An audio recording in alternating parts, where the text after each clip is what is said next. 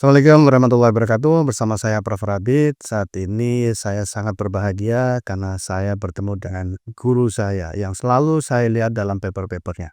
Saya ditemani oleh host juga ya, Rahmat Heru Setianto yang saat ini beliau adalah dosen di jurusan manajemen, Departemen Manajemen, Fakultas Ekonomi dan Bisnis ya. Dan saat ini beliau juga sedang mengambil S3 di UPM. Siapa tamu kita kali ini? Kali ini kita akan kedatangan orang yang sangat luar biasa, yaitu Prof. Siong dari Institut Putra Malaysia. Good morning, Prof. Lau. Good morning, everyone. Selamat datang, Bro. Yeah, thank you for having me. Thank you so much. So, Prof. Law datang ke UNER ini adalah untuk beberapa agenda ya, Prof ya. Yeah.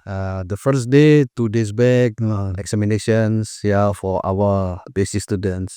And then yesterday we have a workshop on difference and differences, part of the econometrics, yeah. And then followed by a basic colloquium where students report the update progress. Yeah, how do you see those 3 days during your journey in? Yeah, thank you, Prof. Yeah, I really appreciate and so grateful that you all invited me come here to share my knowledge with the student as an examiner.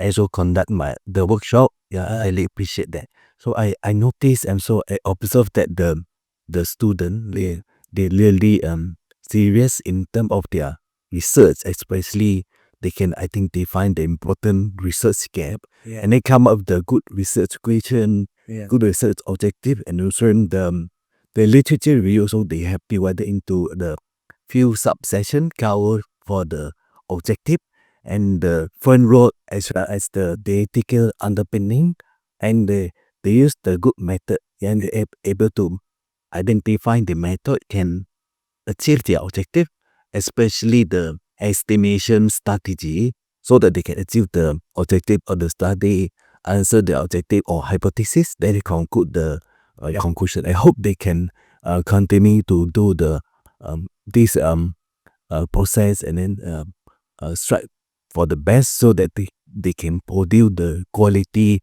work and also the publication. And I remember the novelty in creating a new index which has been not there in the previous study. The creating a new index.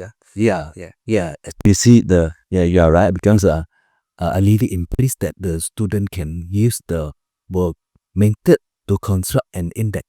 I think the index is important for the policy class. Yes. So, perlu saya ingatkan bahwa Prof. Law ini adalah sangat banyak sekali papernya dan high indexnya sangat tinggi. Dan ahli beliau adalah di econometrics, so kita akan belajar banyak hari ini tentang academic journey yang beliau telah lalui. Ya, nanti kita akan lihat di layar ya bahwa dia sudah mencapai suatu tingkatan prestis yang sangat luar biasa ya. Kita akan coba gali lagi tentang academic journey beliau. Then you can tell us, Prof, your background, or maybe from bachelor, when did you graduate and things like that, so that everybody knows you better. Okay, yeah. So I graduated from the UC Pertanian Malaysia with the Bachelor of Economics. And then my at that time major was resource economics, natural resources. But you always study the macro econometric, all the important subject. And after that, I continued my master with a master of economics. Then I graduated in the year same university. First that the university have changed to University Putra Malaysia. So UPM is primarily known as University Pertanian Malaysia. So then I graduated in the year 1998. And then after that, I joined the department. The department offered me as a lecturer at the time. Then I joined the department in year 1998. And then after that, because based on the government regulation, we need to work for 3 years in order to get the confirmation. Confirmation for what? For the position of lecturer, confirming the post, then allow us to go for PhD. So mean that we need to stay in the school for 3 years. Then after that, we can apply for the PhD to continue our PhD.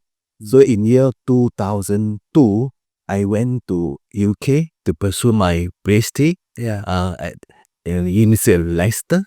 Still, and then I also enrolled as a economic program. They're based in economic, and then graduated in finished my PhD in May 2005. Yeah, 5, so 3 years. Oh, okay. 3 years. Then after that, and that back to Malaysia, back to the university to serve the university. Iya. So tadi beliau menjelaskan bahwa kuliah beliau dari S1 itu adalah di UPM yang saat itu singkatannya adalah University Pertanian Malaysia ya. When did you start?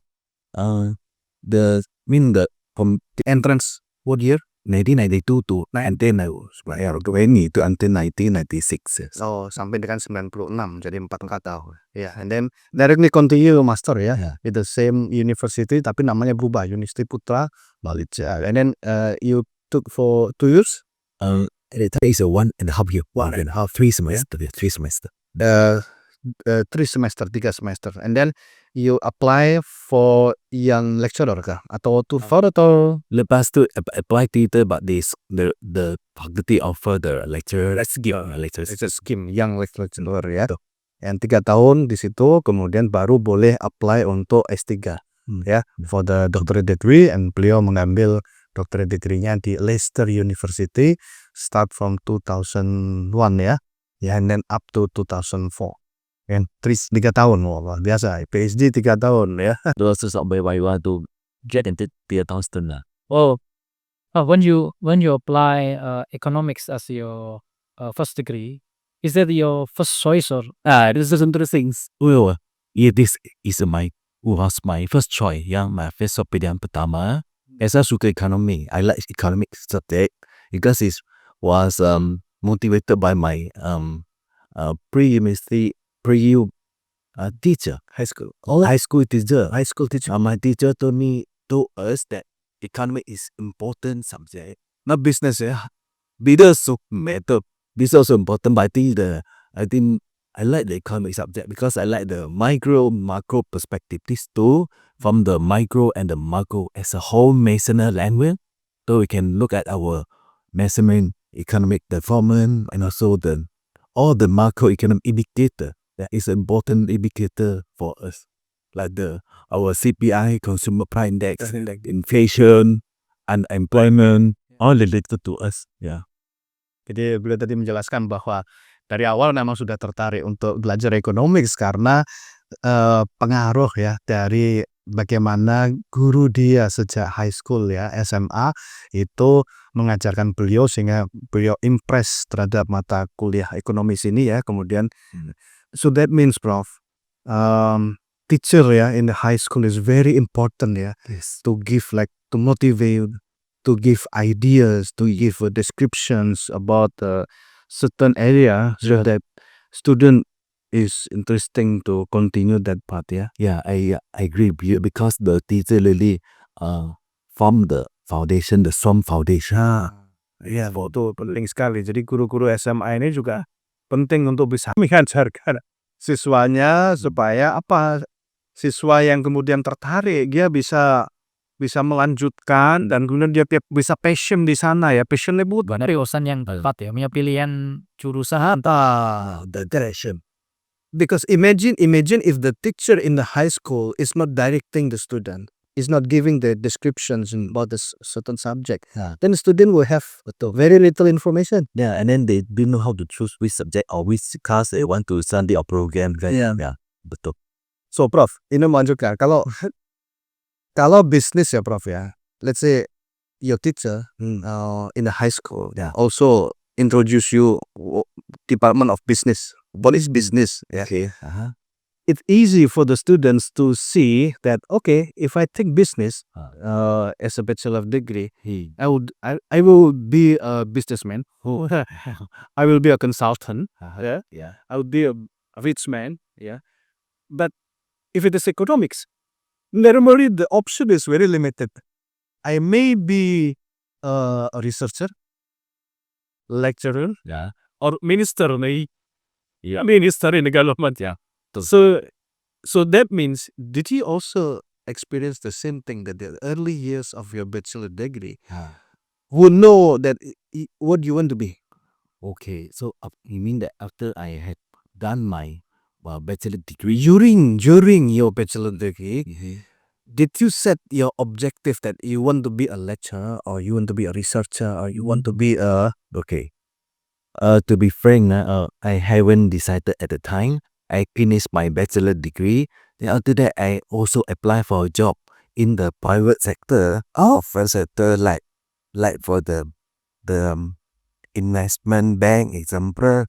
Also the time you I apply, and then they call for interview as well. And so the marketing also I apply, but I think um we need to look at our characteristic, our behavior, our passion, so that to find a job that on suit our character. The same, so that we won't earn the big now. Start again, right? Then after that, I decided not to work first. I want to continue my master degree, continue my study. so you apply but you don't any institution that accept you at the time Yeah, got. Yeah, that accepted. but the salary at the time is quite a standard one. But still interested in studying further my study to the higher level. Nah, itulah pelajaran yang bisa kita ambil dari sini adalah bahwa kalau sudah passion itu lakukan. Because my father also give the important advice that study is for ourselves, it's not for them, because this one will can change our life. Nih, pelajaran penting nih. Belajar itu adalah untuk kita ya. Orang tua kita motivate us ya, tapi belajar kita itu bukan untuk orang tua ya, Tapi sedih. but the role of father in that case is important, Prof. Yeah. The role of our parents ya. This help us to direct us ya. Yeah. Gitu tuh. Yeah. So after your bachelor ya, and then you continue your master ya. At that particular time, how do you see? Do you have already the passion to do a research, or maybe at that time you have a passion for teaching? Maybe you teach a younger generation. I mean, a lower semester than you, or how your experience? So after that, I continued my master. Yeah. So I have to put I was the research assistant at that time. Yeah. But before that, I also was the RA research assistant during my undergraduate year. Okay. My final year, I was the RA for one of the professor. So I learned the econometric software. At the time was the Sazam. We have this Sazam from Canada. Here, Colombia, Canada. Yeah. So we use that program to run the let's say the unit root test, when the grade so series. So it's different. Yeah. After that, You hear by yourself, right? Or are you they direct you? from the manual and also from the professor. Yeah. And then when I did my master, I also have the opportunity to teach the tutorial with the undergraduate and so the postgraduate as well master. Because I have the experience as I am for the professor who taught the econometric.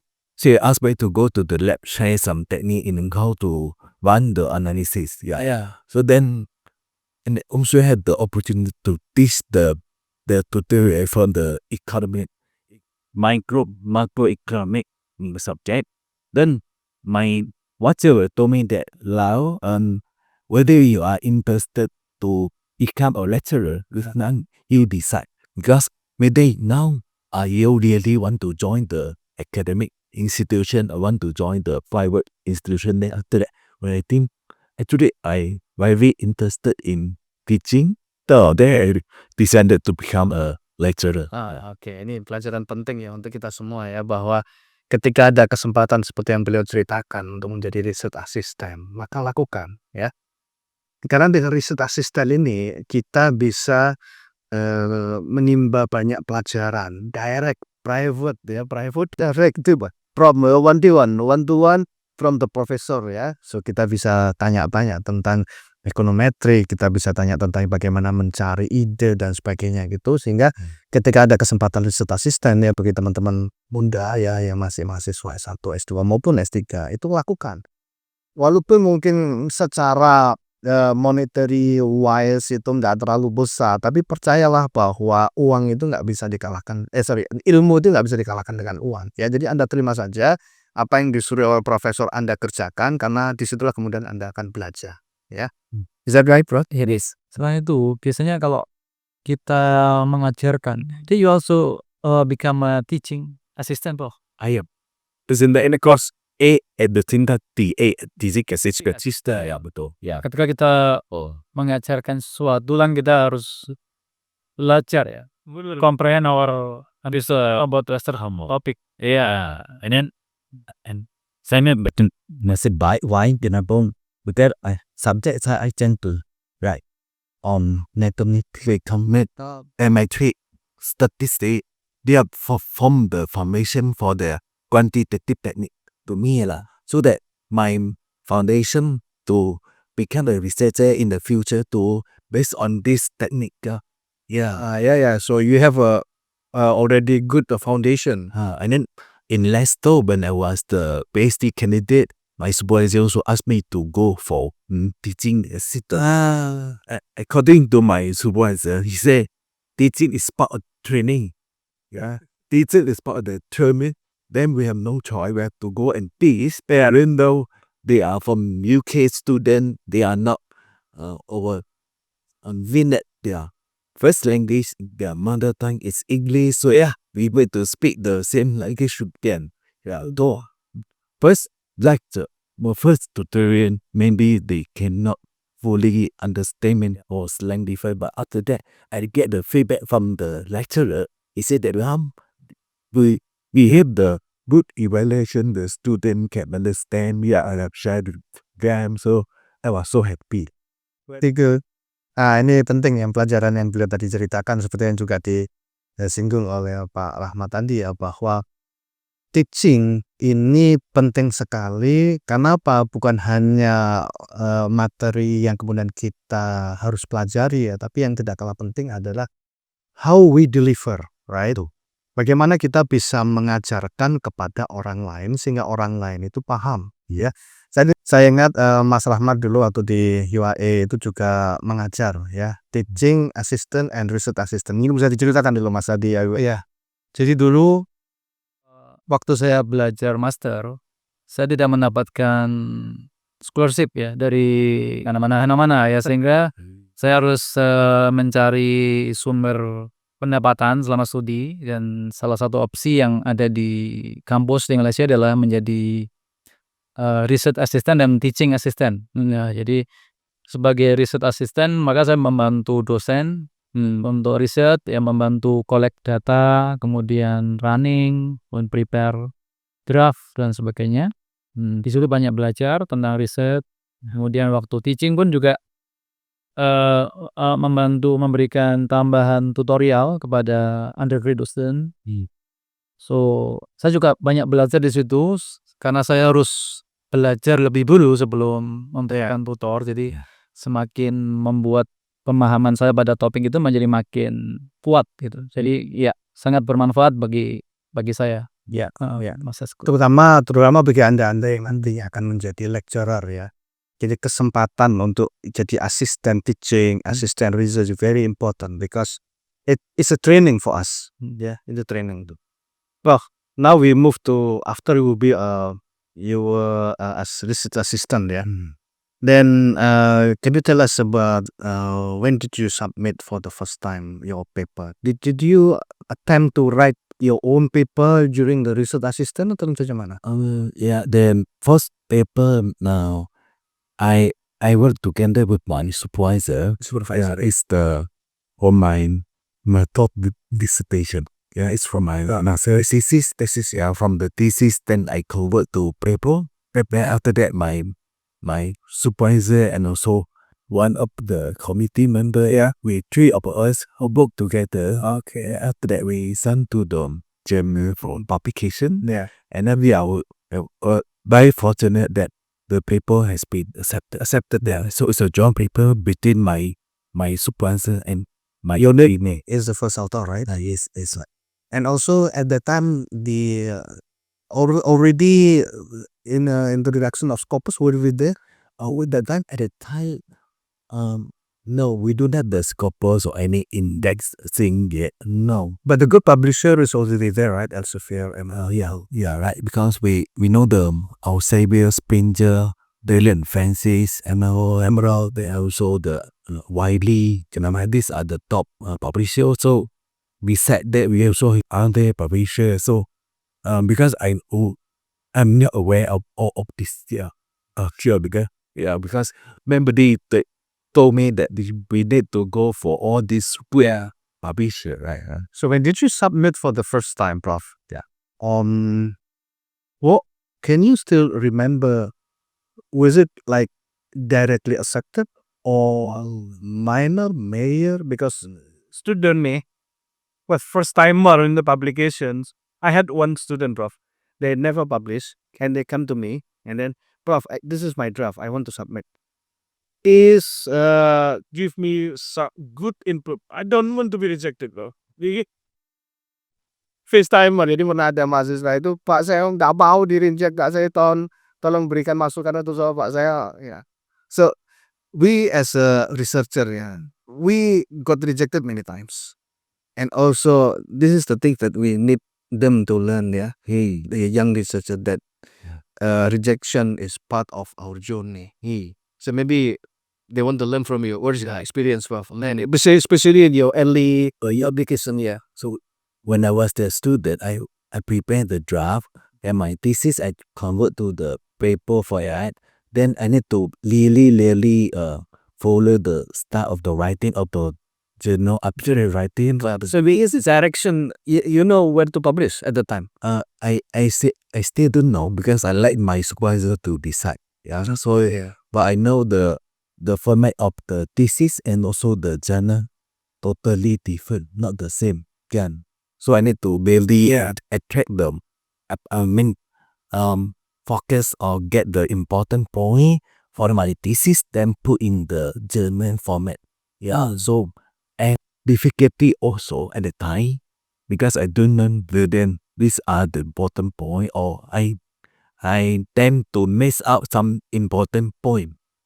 So but after that I go through the paper and then I wait many times and I submit to my supervisor to go through the paper. After that, the supervisor really line by line sentence. Wow, very difficult. He spent almost 1 day or 2 days to read my paper. And then, Lucky. wow, then had the red color, this one need to change, this one need to rewrite. So then I follow my supervisor edit version. Then I still submit to them again. Then they go through again. Then they decide based on the references list. Then they decide, okay, we can try this journal. Then we submit to the journal. Oke. Ini pelajaran penting nih ya. Pelajaran untuk lecturer. Beliau tadi menjelaskan bahwa pengalaman beliau ketika mau publish itu adalah draft, You write draft first, show your effort, your full effort in making this good draft, and then once finished, setelah selesai draft itu kemudian berikan pada supervisor. Kan supervisor ini sudah pengalaman, betul ya Prof ya? Supervisor udah pengalaman, sudah banyak publication, so kita tanya pada supervisor dulu lah. Bahasa mana ini Prof, draft ini. Kemudian beliau tadi ceritakan bahwa supervisor beliau itu line by line. I never do, Prof. To be honest, saya melihat oke lah, paragraf ini sudah cukup, mungkin saya tambahkan ini. Nah itu, tapi kalau line by line, I have to more correct the see. Ini pelajaran buat saya ini, bahwa sepertinya ini pelajaran penting ya untuk kita kemudian bisa memberikan pelajaran untuk yang researcher ya, line by line. Karena the cohesiveness is very important ya. The continuity of the idea from one paragraph to another paragraph is very important ya. Nah kemudian beliau ceritakan juga bahwa Setelah line by line itu dikoreksi oleh supervisor, dikembalikan lagi kepada Prof Lau untuk dikoreksi ya, terus kemudian Prof Lau juga mengkoreksi lagi, kembalikan lagi kepada supervisor ya. Setelah supervisor melihat oke, baru submit ke jurnal ya. Dilihat di daftar pustakanya, cocok di jurnal yang mana, kemudian di sana. Gitu ya.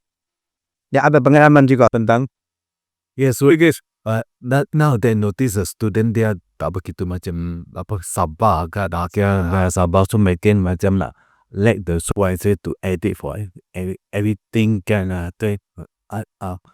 tapi we try our best so that can reduce the burden of the supervisor. betul. Ini pelajaran penting juga. I did also like that, Prof. When first time when I was trying to publish ya, I discussed with one of the lecturer in UIA, yeah. And then I asked myself, I have to be dominant in this paper. Yeah. I have to write a lot. I have to put all my ideas in the paper. I have to be everything. So my lecturer is just for confirmations whether what I did is right or not. Betul. So that's what I did. Yeah. I mean, I still remember when I did my PhD, one of the, not my committee member lah. I think his area is a law and economic undang. Yeah, he told me that allow your PhD 90% is for yourself, 10% is from your supervisor. Okay. Itu kita sata, bro. I did the 10 is from yourself, your hard work, all come from me, 90%. Your supervisor only 10%. Pelajaran penting itu ya, bahwa Teman-teman yang saat ini sedang belajar ya, mahasiswa S3 ataupun S2 ya, yang harus Anda lakukan adalah Anda full effort dulu ya. Don't rely on lecturers ya, don't rely on supervisor. Anda lah yang kemudian harus maksimal, tadi seperti diceritakan 90% itu harus mengerjakan dominan, kemudian Anda konfirmasikan ke supervisor gitu ya.